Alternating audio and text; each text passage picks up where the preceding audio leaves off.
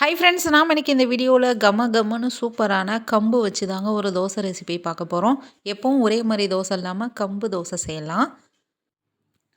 Measuring கப்பில் 1 cup அளவுக்கு கம்பு எடுத்துக்கோங்க. 1/2 கப் அளவுக்கு இட்லி அரிசி எடுத்துக்கோங்க. 1/2 கப் அளவுக்கு கொஞ்சம் கம்மியாக உளுந்து எடுத்துக்கலாம். 1 ஸ்பூன் அளவுக்கு வெந்தயம். இதெல்லாம் ஒரே பாத்திரத்தில் போட்டுட்டு 4 டைம் நல்லா வாஷ் பண்ணி எடுத்துட்டு தண்ணி ஊற்றி ஊற வச்சுக்கலாங்க. 4 to 5 மணி நேரம் ஊறினால் போதும். ஊறின பிறகு நம்ம மிக்ஸி ஜாரில் மாற்றிக்கலாம்.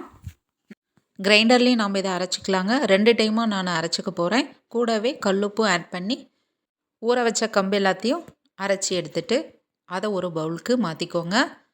இதை நல்லா கலந்து விட்டுட்டு ஒரு பிளேட் போட்டு மூடிட்டு 4லேருந்து 5 மணி நேரம் புளிக்க வச்சு எடுத்துக்கலாம். அதிக நேரம் விட்டோம்னா ரொம்ப புளிப்பு வாசம் வந்துடுங்க. அதனால் 4 to 5 மணி நேரம் நல்லா புளிச்சதுன்னா போதும். இப்போ ஒரு தோசைக்கல் வச்சு நல்லா ஹீட் ஆனதுக்கப்புறம் நம்ம முருகலாக வேணாலும் இந்த மாதிரி தோசை ஊற்றிக்கலாங்க. ஊத்தாப்பம் போலவும் ஊற்றிக்கலாம். பாருங்கள் எந்த அளவுக்கு தோசை சூப்பராக வந்திருக்குன்னு.